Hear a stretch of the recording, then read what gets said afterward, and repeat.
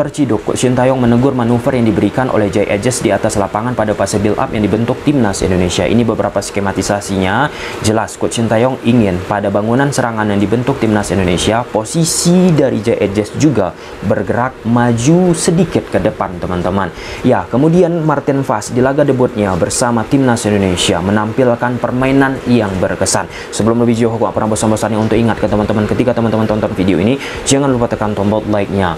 Pertama, kita bahas Jay Edges. Dari sisi defensif, Jay Edges sangat amat prima permainannya, dan komunikasinya kepada rekan-rekannya di belakang pun sangat baik. Jika ada kesalahan yang dilakukan rekan-rekannya pun, Jay Edges tak sungkan-sungkan memberikan arahan, memberikan apa yang harus dilakukan untuk bisa menyulitkan pertahanan timnas Indonesia. Tapi di dunia sepak bola, kita tidak hanya bicara bagaimana pertahanan yang dibentuk timnas Indonesia. Di sepak bola ada namanya fase attacking, bagaimana kita menciptakan bangunan penyerangan. Nah, saat kita bicara untuk menciptakan bangunan penyerangan, kiper harus terlibat, back harus terlibat, pemain tengah terlibat, dan pemain depan terlibat, teman-teman. Nah, tertangkaplah kamera saat Coach Sintayong memberikan arahan kepada gerakan yang sudah dihasilkan, yang ditampilkan oleh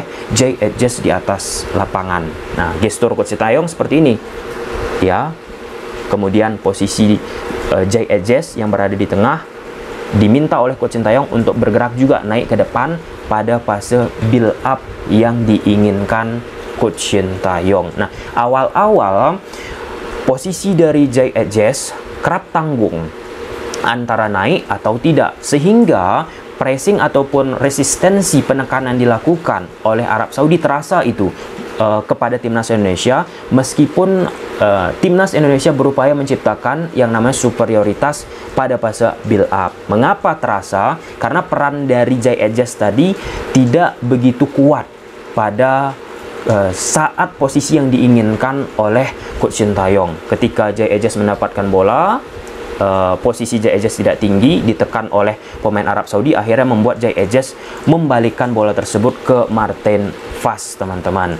Dan ya, setelah Coach Sintayong memperbaiki, memberikan arahan kepada Jay Edges apa yang harusnya dilakukan di atas lapangan, teman-teman, Jay Edges pun pelan-pelan sudah memahami, sudah mencoba mengaplikasikan apa yang diinginkan oleh Coach Sintayong. Ini salah satunya momennya, teman-teman, posisi Jay Edges naik tinggi menuju ke sektor tengah, ya, sesuai dengan gestur yang diberikan oleh Coach Sintayong. Nah, apa yang ditampilkan oleh Jay Edges ini sebenarnya bukan hal baru. Saat Jordi Amat main, itu tugas dari Jordi Amat. Dia bukan hanya sebagai pemain belakang untuk menjaga pertahanan, tetapi ikut juga aktif dari sisi attacking ataupun build up timnas Indonesia, teman-teman. Nah, di pertandingan melawan Arab Saudi, peran itu coba dimainkan oleh Jay Edges, meskipun tidak banyak ataupun tidak terlalu terlihat, teman-teman, ya, tapi keinginan yang dimau oleh Coach Sintayong jelas, yaitu menciptakan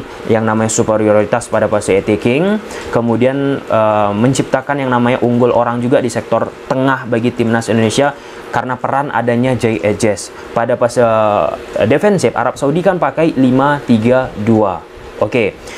Pada fase build up, Indonesia kan udah ada otomatis 3 pemain di belakang, Martin Fas, kemudian Verdong, kemudian Rido. Makanya gestur Coach Sintayong tadi kan seperti ini, oke? Fas ataupun Martin Fas di tengah, 3 menghadapi 2 pemain Arab Saudi di depan, Radib dan Dausari. Nah, karena selanjutnya posisi dari Jay Edges diminta masuk ke tengah, naik ke teman-teman. Tujuannya apa? Untuk menciptakan sama orang kala menghadapi sektor tengah Arab Saudi yang menciptakan ada 3 pemain. Nah, ketika Jay Edges masuk ke tengah, muncullah yang namanya sama orang, teman-teman, 3 versus 3. Kita lihat di skematisasi selanjutnya. Ini bentuk build up yang dilakukan timnas Indonesia pada fase defensif. Arab Saudi gunakan shape 5-3-2. Penekanan dilakukan oleh Arab Saudi pun nggak konstan sepanjang 90 menit. Nah, di sini Jay Edges jaraknya dekat dengan pemain Arab Saudi, tetapi penekanan dari pemain Arab Saudi tidak begitu istimewa, sehingga tidak mengganggu Jay Edges di momen ini. Berbeda di awal-awal pertandingan. Ada momen seperti ini didapat oleh Jay Ajax, langsung ditekan oleh pemain Arab Saudi. Membuat akhirnya Jay Ajax mendapatkan kesempatan untuk memprogresikan bola ke sektor tengah lewat Ivar Jenner ataupun Tom Haye. Ivar Jenner dan Tom Haye pun di man marking ya oleh pemain-pemain Arab Saudi, sehingga sulit untuk timnas Indonesia membangun serangan secara apik karena diganggu terus-menerus teman-teman. Dan ketika progresi pas diberikan oleh Jay Ajax ke depan, membuat pemain tengah Indonesia memberikan lagi bola ke belakang karena ada yang namanya gangguan dari pemain Arab Saudi. Nah, ini skematisasi selanjutnya teman-teman. Jay Ajax diganggu dan membuat dirinya bergerak masuk ke tengah seperti yang diinginkan oleh Coach Sintayong. Yap. Nah, di sini sektor tengah Indonesia dibantu oleh gerakan dari Jay Ajax sehingga memunculkan 3 versus 3. Secara struktural defensif, Arab Saudi pun gunakan shape 5-3-2. Perlahan-lahan ya kadang berubah juga shape Arab Saudi ini menjadi 5-4-1, dan akhirnya bola didapat oleh Ridho untuk sebagai orang yang selanjutnya memprogresikan bola ke area depan. Nah, jadi kalau kita bicara konteks yang diinginkan oleh Coach Sintayong itu di teori sepak bola yang berkali-kali kita sebutkan, superioritas, menciptakan tidak kalah orang ya di zona-zona tertentu, dan itu yang diinginkan oleh Coach Sintayong. Meskipun jika kita lihat dari sisi apa dan kesemutan lah ya pergerakan Jay Ajax mengaplikasikan bagaimana keinginan Coach Sintayong, tentu harapan kita ke depannya agar bisa lebih halus pisan teman-teman. Lalu yang kedua, teorinya dengan bergerak posisi seperti ini, gestur dari Coach Sintayong. Oke, ini kan artinya Verdonk sama Rizky Ridho lebih melebar, dan kemudian Jay Ajax diminta oleh Coach Sintayong pada fase build up untuk bergerak ke depan teman-teman. Tadi ada aku sebut yang namanya resistensi. Coba simak ketika teman-teman nonton pertandingan sepak bola ke depannya ya. Kadang ada juga pelatih yang tidak menginstruksikan seperti yang diinstruksikan oleh Coach Sintayong. Dalam konteks seperti ini ya, lebih lebar posisi Verdonk ataupun Rizky Ridho. Ada pelatih yang cenderung mempertahankan juga antara CB kanan ataupun CB kiri posisinya rapat. Itu pernah dialami oleh Liverpool belum lama ini di Liga Inggris teman-teman. Di babak pertama, dua center back dari Liverpool jarak antara keduanya rapat. Sehingga apa? Penekanan dari lawan secara resistensi mengganggu itu build up ataupun bangunan serangan dibentuk oleh Liverpool. Nah, di pertengahan babak mulailah Arne Slot teman-teman, pelatih Liverpool, melakukan yang namanya adaptasi taktikal dengan meminta duo CB-nya itu lebih merenggang seperti yang diinstruksikan oleh Coach Sintayong tadi. Agar apa tujuannya lagi teman-teman? Ya, dengan merenggang posisi dari duo CB yang diinginkan oleh Arne Slot, membuat penekanan yang dilakukan oleh lawan pada fase defensif dengan menerapkan high press atau apapun lah teman-teman, akan sangat sulit untuk mengejar bola tersebut. Karena ketika bola dikejar ke CB sebelah kiri, CB sebelah kanan dapat space. Sebaliknya juga ketika bola diberi ke CB sebelah kanan ditekan oleh lawan, CB sebelah kiri dapat space. Efek dengan menggunakan apa yang dilakukan oleh Liverpool teman-teman, tentu nggak boleh salah-salah passing di sektor bawahnya. Kenapa? Karena ketika salah passing, karena jaraknya lebar, membuat retreat pun akan lebih lama, akan banyak muncul ruang.